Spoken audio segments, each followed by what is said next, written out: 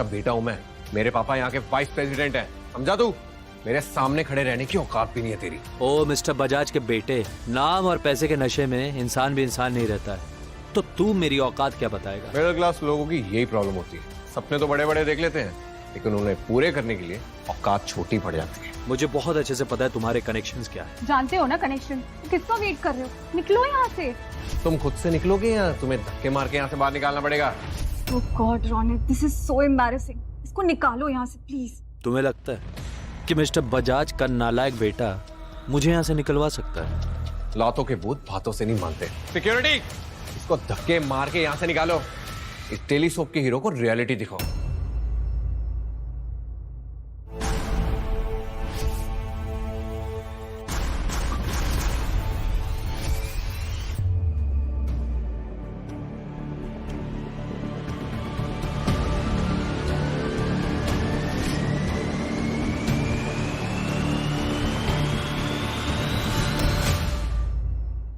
क्या हुआ मिस्टर बजाज? ये लड़का एक मिडिल क्लास फटीचर है, इसका काम है भोली भाली लड़कियों को फंसाना।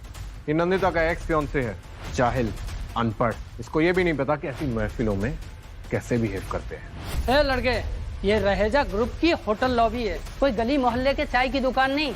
तुम जैसा सड़क छाप इस आलीशान होटल में ऐसे अंदर कैसे घुसा चला आया? जितने तुम्हारे साल भर की सैलरी है उतने पैसों की घड़ी पहनते हैं यहाँ के नॉर्मल एम्प्लॉय, समझे?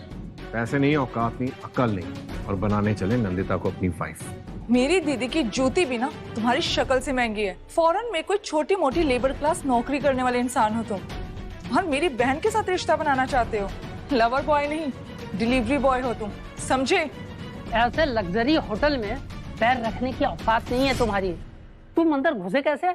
वाह नंदिता वाह, तुम्हारे लिए क्या नहीं किया मैंने। तुम्हारी एजुकेशन पूरी हो उसके लिए मैं फॉरेन गया, नौकरी की, मजदूरी की, ताकि मेरी नंदिता को सब कुछ मिल सके। तुम्हारी फैमिली को सपोर्ट किया, तुम्हें सपोर्ट किया। तुम्हारे पास तो स्कूल के फीस भरने के भी पैसे नहीं थे ना, याद है ना? वो भी मैं भरता था। तुम्हारे ड्रीम को मैंने अपना ड्रीम समझा। आज सब कुछ मिल गया तो मुझे भूल गई।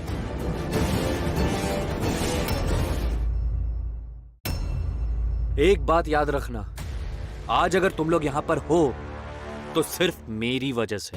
तुम्हारे हर कदम पे मैंने साथ दिया।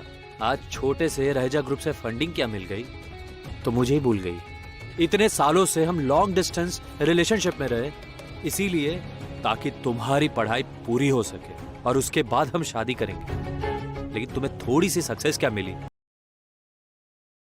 पैर रखने की औकात नहीं है तुम्हारी।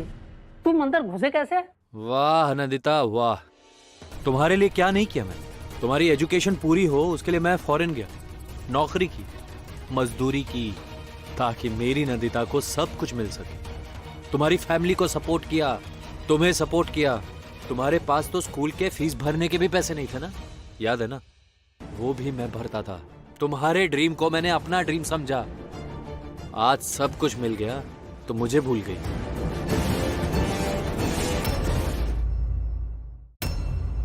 एक बात याद रखना, आज अगर तुम लोग यहां पर हो तो सिर्फ मेरी वजह से।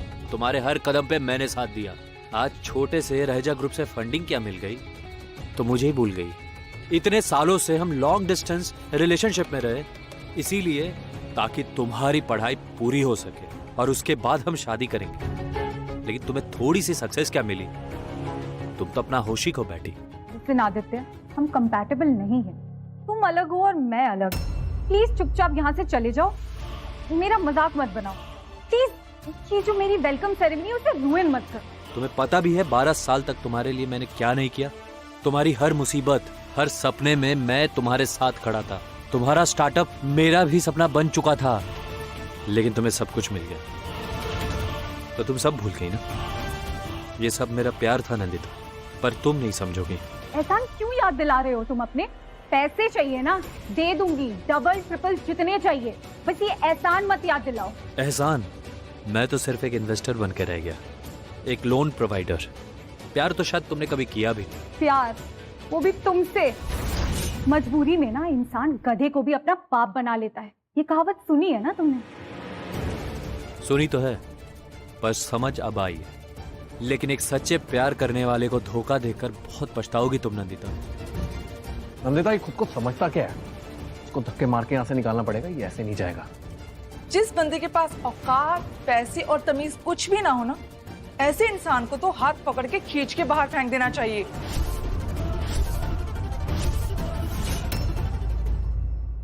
ऐसे लग्जरी होटल में खड़े रहने के लिए भी स्टैंडर्ड चाहिए होता है, एक क्लास होता है रिच लोगों का, और तुम्हारे जैसा लोअर और लेबर क्लास नहीं, समझे? मैं तो यहाँ सिर्फ अपने प्यार के लिए खड़ा हूँ, लेकिन अब समझ में आ गया तुम लोगों के लिए प्यार, वफादारी और सैक्रिफाइस कुछ भी नहीं। बस अब बहुत हो गया।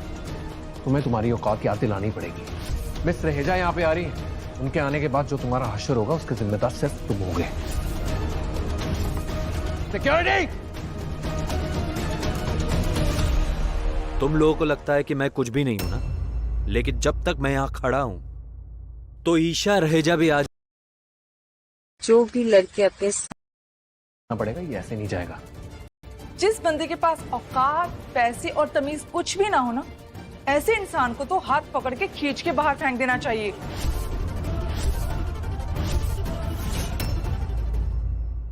ऐसे लग्जरी होटल में खड़े रहने के लिए भी स्टैंडर्ड चाहिए होता है, एक क्लास होता है रिच लोगों का, और तुम्हारे जैसा लोअर और लेबर क्लास नहीं, समझे?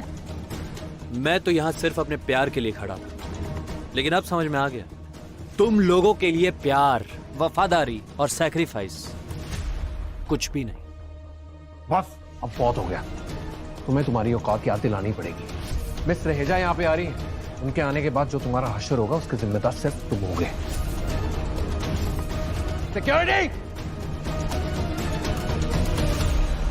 तुम लोगों को लगता है कि मैं कुछ भी नहीं हूं ना, लेकिन जब तक मैं यहाँ खड़ा हूं तो ईशा रहेजा भी आ जाए ना तो भी मुझे हाथ नहीं लगा सकती। मिस रहेजा के आने का भी डर नहीं है इसे, लगता है पागल हो गया है। और जो पागल हो जाते हैं ना, वो इंसानों के बीच में रहने के लायक नहीं होते। So it's better than leave now. ये सच में पागल हो गया, इसको खुद नहीं पता ये क्या बोले जा रहा है। क्या बोला तूने? ईशा रहेजा भी तेरा कुछ नहीं कर सकती।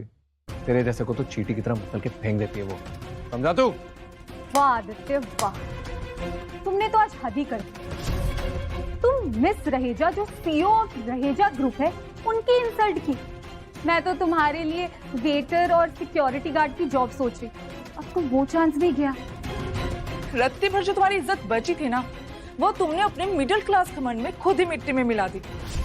अब तो लगता है तुम पूरी जिंदगी सड़कों पे बिताओगे, भूखे नंगे गवारों की तरह।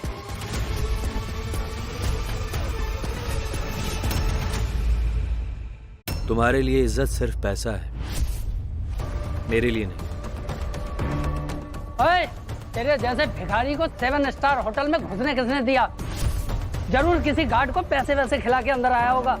होटल के बाहर जो लोग जूते पॉलिश करते हैं वैसी औकात भी नहीं रखता तू, समझा? तेरे जैसे बिना काम का नल्ला आदमी ना ठीक से बिस्तर भी गर्म नहीं कर सकता, तो वहां पे भी एवरेज ही निकलेगा।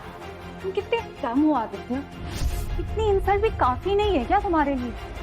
चुपचाप अपना ये घटिया सा शक्ल लो और यहाँ से दफा हो जाओ। 2 ऑप्शन है तुम्हारे पास, या तो नंदिता की बात सुन लो या तो मेरा जूता खाने के लिए रेडी हो जाओ।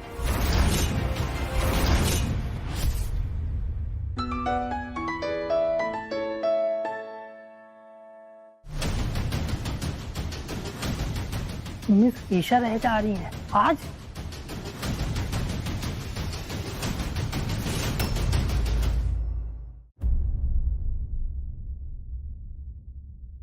मिस ईशा रहेजा आ रही हैं, वो किसी भी वक्त यहाँ आ सकती हैं। ऑब्वियसली मिस ईशा तुमसे मिलने आ रही है क्योंकि तुम्हारे स्टार्टअप प्लान ने पूरे रहेजा। अगर आपके बच्चे इतनी इंसल्ट भी काफी नहीं है क्या तुम्हारे लिए? चुपचाप अपना ये जा रही हैं, वो किसी भी वक्त यहाँ आ सकती हैं। ऑब्वियसली मिस ईशा तुमसे मिलने आ रही है क्योंकि तुम्हारे स्टार्टअप प्लान ने पूरे रहेजा ग्रुप को बहुत इम्प्रेस किया, तभी तो हम सब ने इन्वेस्ट किया तुम पे। बस ये भिखारी दित्या के साथ अब जो होगा उसका जिम्मेदारी खुद होगा। मुझे तो यकीन नहीं हो रहा बहन कि तुझसे मिलने के लिए ईशा रहेजा खुद यहाँ पे आ रही है। तो कितनी बड़ी बन गई है। सुना नहीं ठल्ले, मेरी बहन से मिलने के लिए ईशा रहेजा खुद आ रही है। देखा